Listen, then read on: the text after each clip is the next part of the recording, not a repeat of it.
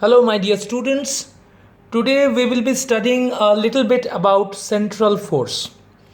The first and the foremost thing that I want to tell you is before we get into the detailing of central force and the associated motion in a central force field, we need to know certain tools.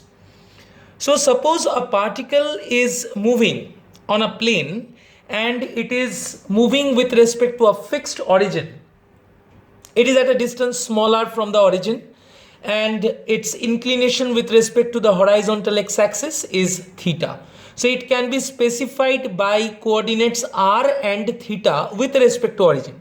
So these are the basic coordinate systems which is used in the plane polar coordinate system. So in plane polar coordinate system, instead of I cap, j cap, k cap, we actually represent the motion by r cap and theta cap. So r cap is the unit vector along the radial direction and theta cap is the unit vector along the tangential direction at any instantaneous position of the particle on its trajectory. So here very easily you can express the position vector of the particle r vector. So r vector can be expressed as r vector is r is the magnitude, and I can write it I cap cos theta plus j cap sin theta. So this is my r vector. Very clearly I can write that. So this is I cap cos theta, and this one is j cap, so j cap sin theta. So if I now differentiate this r vector with respect to time, then I am supposed to get the velocity of the particle. So therefore instantaneous velocity of the particle is dr dt. Now if I differentiate this, what will I get? So v vector will give me dr dt with the unit vector unchanged,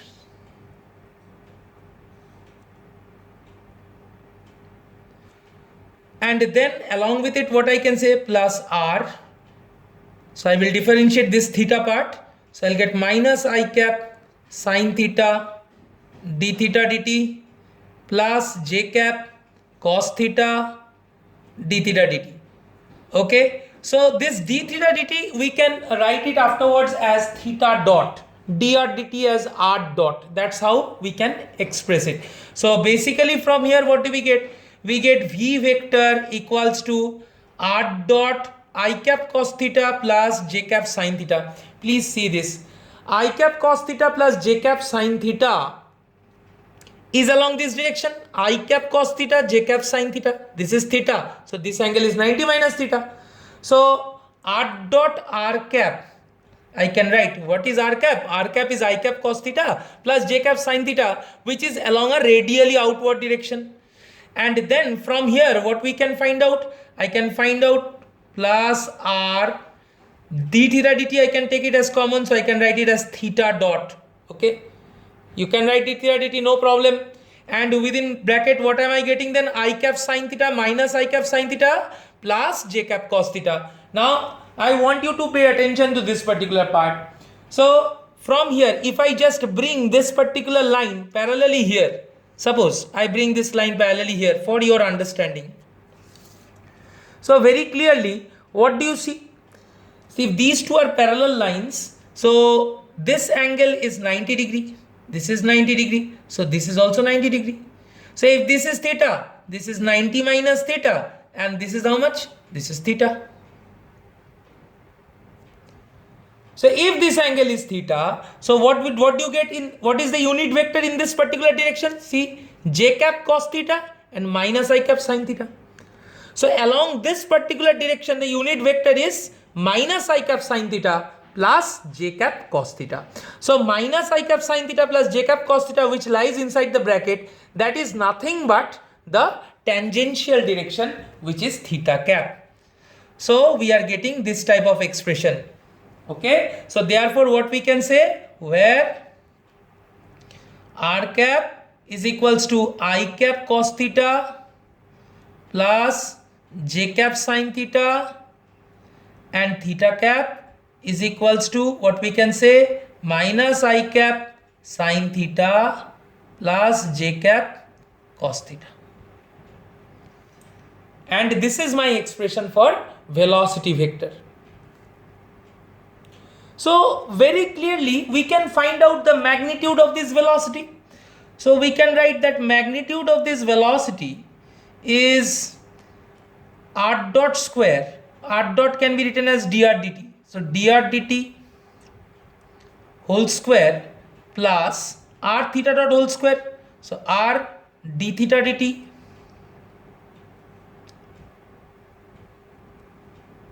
whole square, and this whole thing raised to the power half. Okay. So this is the magnitude of this particular velocity of the particle which is moving on a plane. This is the magnitude of velocity. Now once you get the magnitude of velocity, then what you can say, that you can find out the total energy of the system. You can find out the total energy of the system. How can you find out the total energy of the system? The total energy is sum of kinetic energy and potential energy of the particle. So our next step will be to find out potential energy and kinetic energy of the particle. So let's find out the energy of this particle. So energy of this particle, I can write down the total energy of the particle. Total mechanical energy of the particle is sum of kinetic energy along with the potential energy, which is a function of r. So very clearly kinetic energy is half mv square. This is the magnitude. So what we can say, that E is equals to m by 2 into v square. V square will be this one. So dr dt whole square plus r d theta dt whole square plus v function of r. So this is the total energy of the system. Now point is, we are talking about a central force.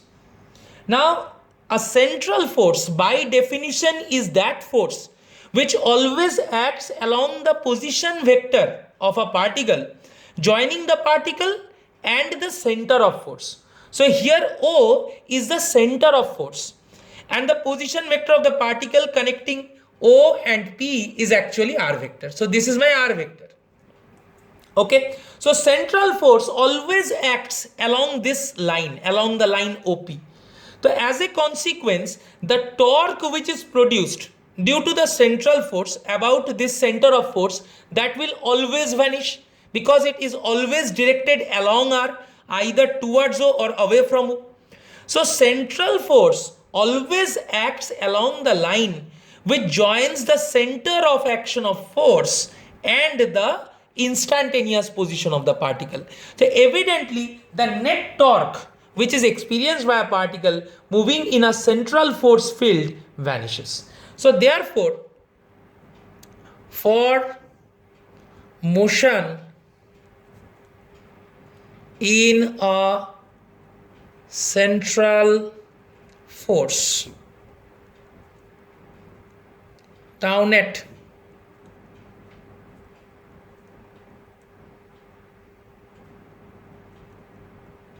it must be a null vector.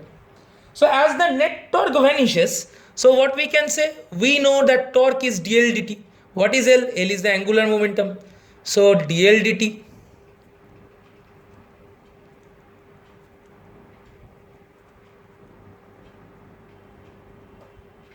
so L vector is constant. So what is L vector? So therefore r cross linear momentum of the particle is constant. That is m into r cross v is equals to constant. So very clearly what we can see, that r cross v must be a constant vector.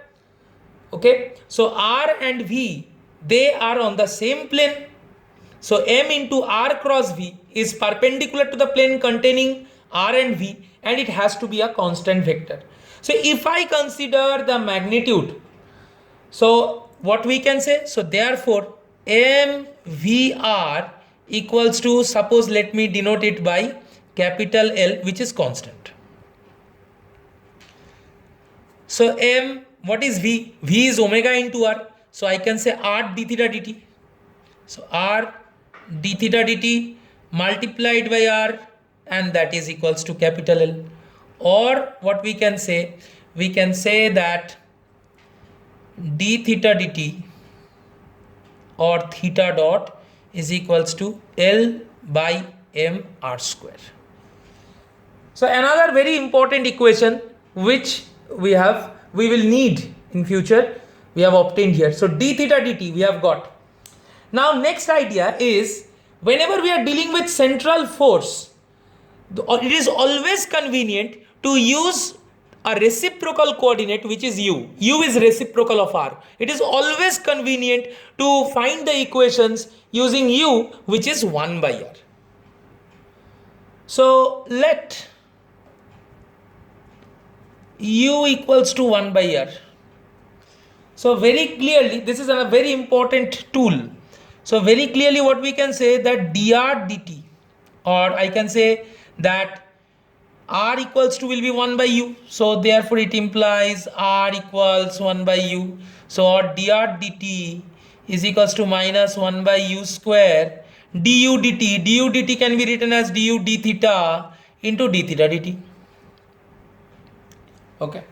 So or what we can write, dr dt equals to minus 1 by u square du d theta into d theta dt. Now what is d theta dt? D theta dt is L by m R square, and 1 by R square is u square. So L u square by m, u square cancels off. So it implies that R dot equals to, this is R dot, equals to minus L by m du d theta.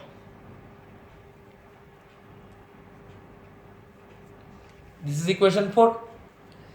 So you got R dot, which is velocity along the radial direction, and similarly if you want to find r theta dot, r d theta dt, so you can find out from here. So if I just write down this expression, so therefore E can be written as m by 2.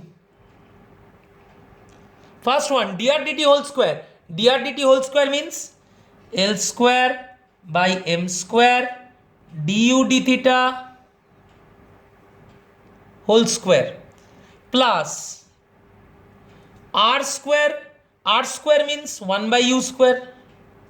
D theta dt whole square. D theta dt whole square means L square by m square, and in the denominator we have r square. So it is basically u square on top, that whole square. So u to the power 4 plus Vr. So very clearly from here I can find out the total energy.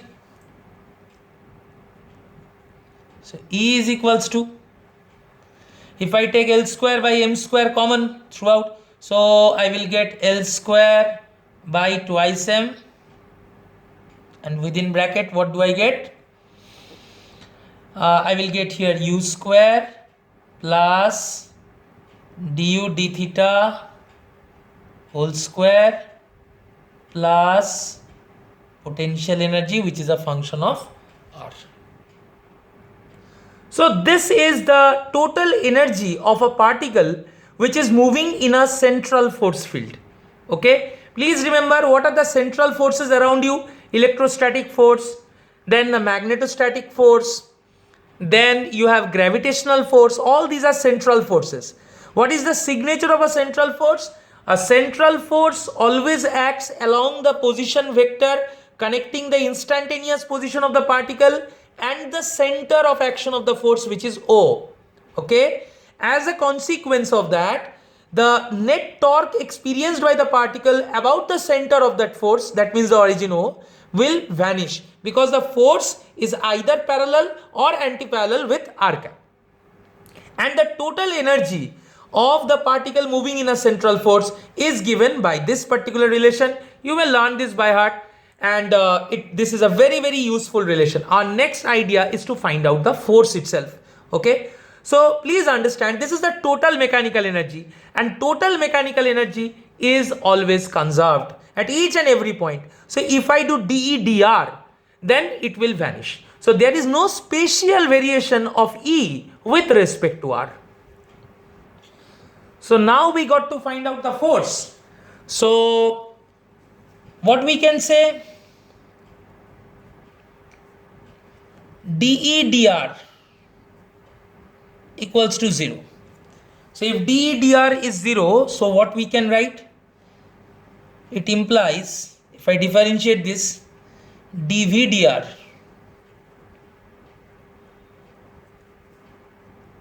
L squared by twice m ddr du d theta whole square, this must vanish. Now what do we know?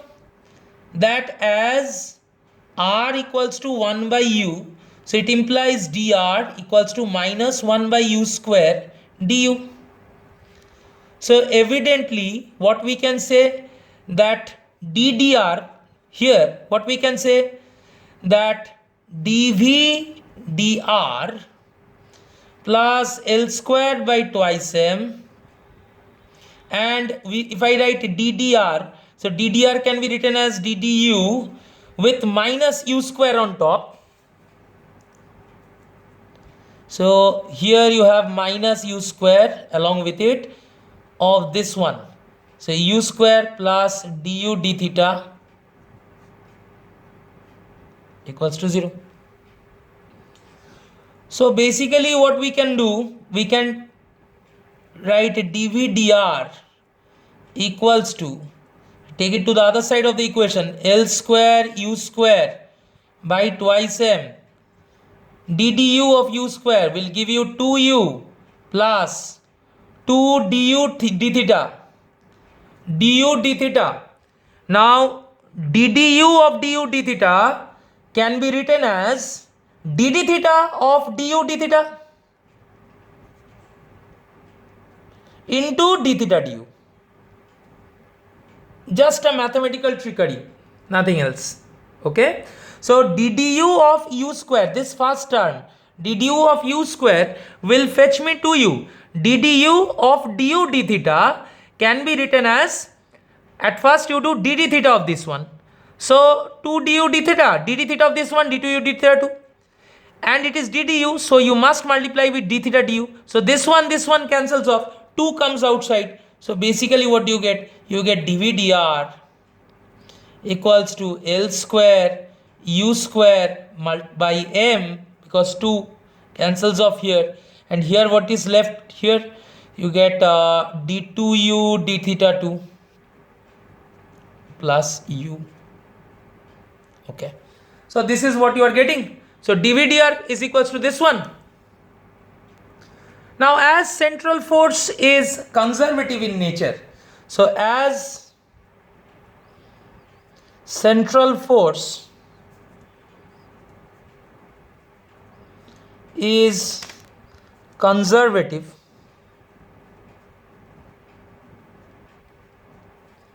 so therefore what we can say, that the force which we are writing f function of r equals to minus dv dr, and it must be correctly written like this, minus grad v. What is v? V is a scalar potential energy function.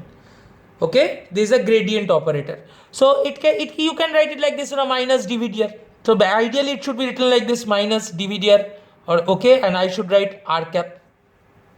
So therefore the force is equals to minus L square u square by m u plus d2u d theta 2. So this is the expression for the central force experienced by the particle. Suppose a particle is acted upon by a central force and it describes an orbit which is given by r equals to a into 1 plus cos theta. A into 1 plus cos theta. So therefore you can write down u is equals to 1 by r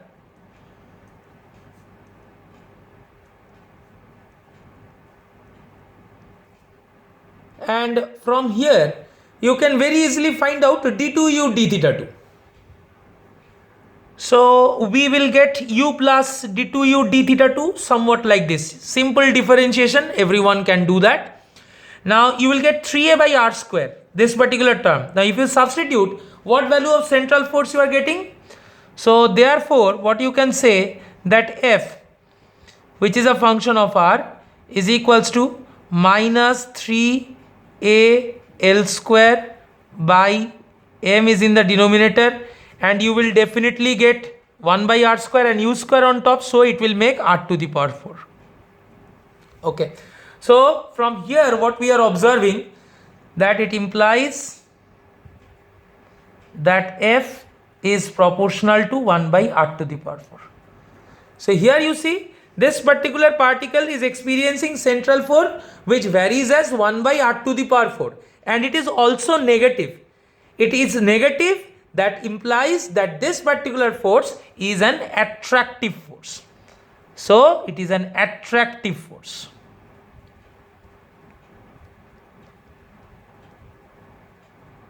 Attractive force, how do you know? Because the value that you are getting, value of F, is negative and it varies with 1 by r to the power 4. Now actually this orbit, this equation that you have got, r equals to a into 1 plus cos theta where a is some constant, is the equation of orbit of a cardioid. Okay, so that's pretty much our work today. So this particular equation represents the orbit of the particle is actually a cardioid. Okay, a cardioid is actually an epicycloid. You have a circle fixed, and on the periphery of that circle another similar circle of same radius is actually having a pure rolling motion. Then any peripheral point on that rolling circle will trace a heart-shaped path, and that is called cardioid. You may take a screenshot of this page and then we will see what a cardioid actually is. So actually when this particular circle starts starts rolling on this ring, then this particular point, as it starts rolling, this particular point will start rising up. Suppose it starts rolling. So in the next moment this point will actually rise up somewhere here, here. So it will go on rising up.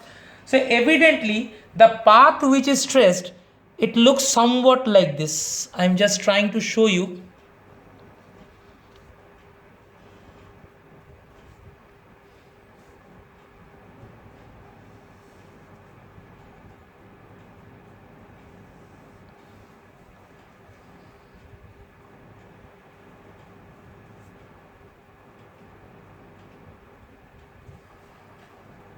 The path which is traced looks somewhat like this. It's heart shaped.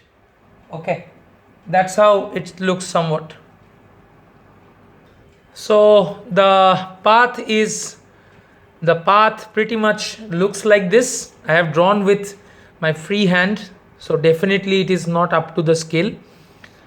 So this is exactly what happens. I mean, that is the trajectory or the orbit of any peripheral particle on this ring when it is undergoing a pure rolling motion on this fixed ring. Okay, but anyway, that is not a point of concern when we are studying central force. So this particular thing, as it is heart shaped, its name is cardioid. Okay, it's called a cardioid. What is cardioid? It's an epicycloid, okay, with a single cusp. It's an epicycloid with a single cusp which is traced when a peripheral particle on a ring rolls over a fixed ring. So it undergoes a pure rolling motion on that. So I hope this video cleared some fundamental concepts of central force, which many of you seem to have a blurred concept when you are in class 11. And this is the whole analysis of our central force. Thank you very much.